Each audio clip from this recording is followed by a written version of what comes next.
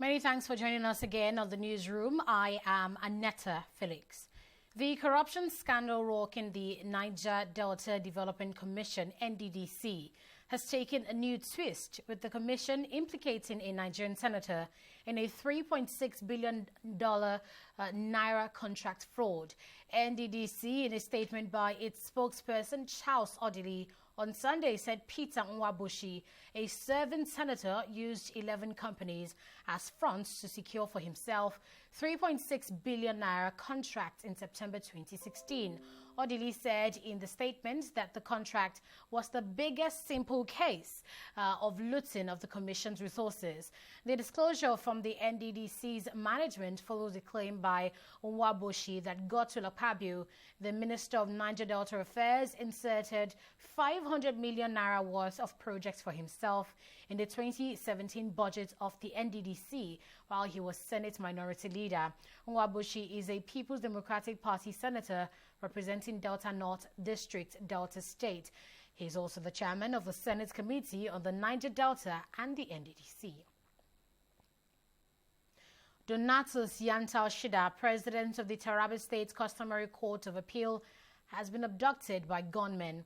The incident, it was learned, occurred in the early hours of Monday. Shida was taken away after the gunmen struck at his residence located in Jalingo, the state capital. Confirming the event, David Misal, spokesman of the Taraba State Police Command, described the development as unfortunate. Misal said the police have already begun investigating the incident and are doing everything possible to rescue him.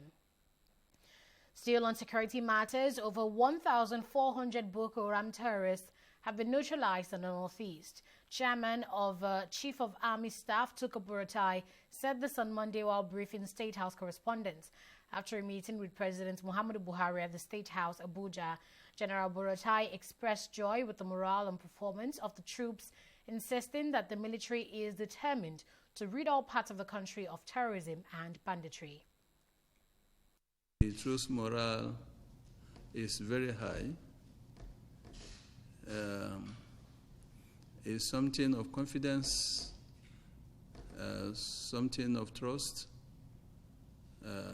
Is something that will raise the spirit of any officer or soldier when he sees his chief of army staff in the trenches along with him. And this has raised the morale of the troops, and this has made them to put in their best, and that's what has resulted in us so far, and is still ongoing. Over 1,429 of these Boko Haram terrorists have been neutralized, and we have arrested over 116 Boko Haram terrorist informants, their spies, their couriers on logistics, and their coordinators in the villages, in towns, and even in the forests. So this is a tremendous achievement. Our intelligence corps, along with the Department of State Services, and of course our good friends, the civilian JTF, have worked very hard to see that this is achieved. And I assure you things will continue to improve. A federal high court in Abuja has vacated the interim forfeiture order on some assets belonging to ex-aviation minister Senator Stella Odua. Justice Inyangeko, in a judgment on Monday, held that the EFCC failed to establish a link between the assets and the ex-minister. The EFCC had applied for the interim forfeiture order in furtherance of its investigation of allegation that Odua diverted part of the 9.5 billion naira fund meant for the provision of security equipment in some airports during her tenure as aviation minister. Justice Eko, in the judgment, struck out the counter-affidavit filed against the motion to show cause filed by Crystal Television Limited and other companies affected by the interim order on the grounds that it was defective.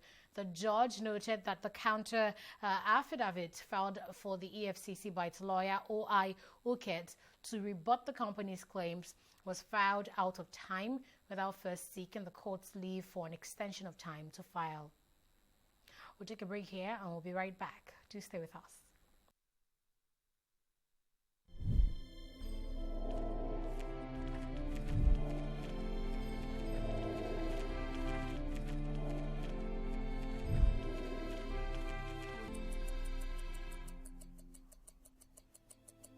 In the last 3 years, we have built a multi-purpose center, which is the envy of all in our constituency. And I can tell you that the people who are living there are already enjoying it. Guy, do you think what this man just said is true? See, I seriously doubt. I'm sure it's one of those their silly lies. And wait, do you know there's a way to find out if these things he's saying is true or not? This is the Construct app. It gives people like us a sure way to track implementation of constituency projects. It gives valid and verified information on location of projects, amounts allocated, amount funded, the level of job done, and even the profiles of concerned legislators. You and I can post directly on this app. Are you serious? This is the Go-To app if you want to know how our Commonwealth is being expanded by the government. Wow. Let's even see if what this man said is true. Show me. The Construct app is developed by Other Paper Nigeria with support from USAID and is available on both Google Play Store and Apple Store.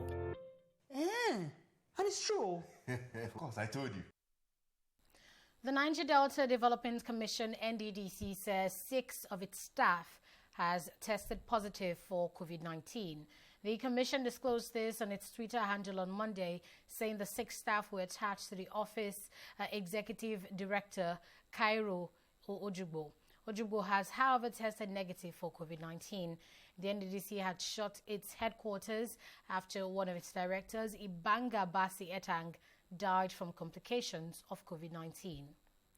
The Presidential Task Force on COVID-19 is appearing before the House of Representatives to account for the funds allocated and donated to the fight against the pandemic. A joint committee of the House is handling the engagement. Those in attendance include the chairman of the PTF and Secretary to the Government of the Federation, Boss Mustafa, and the Minister of Health, Professor Osage Ehanire, Director General of the Nigeria Center for Disease Control, Dr. Chikwe Ihekwazu, and the National Coordinator of the PTF, Dr. Sani Aliyu, are in attendance. Chairman of House Committee on Public Accounts and leader of the Joint Committees, Wole Oke, says the engagement was to monitor the expenditure by the PTF and clear the air on insinuations about COVID-19 funds. The Permanent Secretary, Office of the SGF, Olusegun Adekunle, said a total sum of 22.163 billion naira had so far been released to the PTF's operations account. The coronavirus pandemic has killed 400,000 people since it emerged in China late last year, according to an AFP tally of official sources on Sunday. The AFP explained that a total of 400,052 deaths have now been recorded, a figure that has doubled in the past month and a half. While almost half of the deaths have been recorded in Europe, the United States remains the hardest hit nation with 109,802 deaths from 1,920,061 cases. Britain is next with 40,542 deaths, followed by Brazil with 35,930 deaths, Italy with 33,846 deaths, and France 29,142 deaths. British energy giant BP has announced plans to cut close to 10,000 jobs due to the negative impact of the coronavirus pandemic. The number is about 15% of its entire global workforce. The chief executive officer of the company, Bani Loni, who confirmed the development, said the retrenchment will be done by the end of 2020. The Central Bank of Nigeria has pegged the maximum limits eligible for healthcare research at 500 million naira. This was listed among the CBN's new guidelines for the healthcare sector research and development intervention scheme. In a 7-page circular published on its website yesterday, The CBN said the initiative was part of its policy response to the COVID-19 outbreak. The Apex Bank said the scheme is aimed at financing research and development in new and improved drugs, vaccines, and diagnostics of infectious diseases in the country. The scheme is set to boost domestic manufacturing of critical drugs and vaccines to ensure their sustainable domestic supply and reduce the bulk manufacturing cost of the drugs, herbal medicines, and vaccines. We'll take a break here and we'll be right back with news on the foreign scene and sports.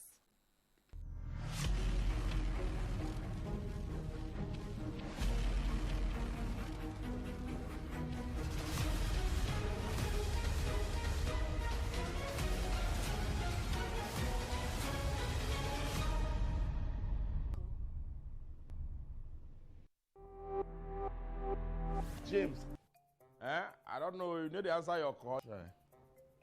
This. Hello. Is this Mr. Peter? I'm calling from the NCDC. Your friend, Mr. James Okripocha, was brought in this morning and tested positive for the coronavirus. He mentioned that he had been in close contact with you. God forbid bad thing. Sir, I am not saying that you have the virus, but you have spent some time with him over the past 14 days and it is better if you self-isolate immediately. I don't know any James at all. Even only James in the Bible that I know as a good Christian. Sir, he showed us pictures. Now, wow. If you have come in contact with someone who has tested positive for the coronavirus, self-isolating is key to protecting those around you. Remember, viruses don't move, people do. Stopping the spread is in your hands. This message is from the Akinfade Foundation in partnership with the National Orientation Agency with support from MacArthur Foundation. The self-declared Republic of Somaliland has freed controversial Somali journalist Abdul Malik Muse Oldon following a presidential amnesty. Oldon had been behind bars for more than 13 months after he was found guilty of defamation and spreading false news by a court in July 2019. He was then sentenced to 3.5 years in prison. He has repeatedly denied all the charges and his lawyers called the judgment an injustice. Somaliland President Muse Bihi Abdi on Saturday ordered for his release following pressure from opposition leaders and human rights groups.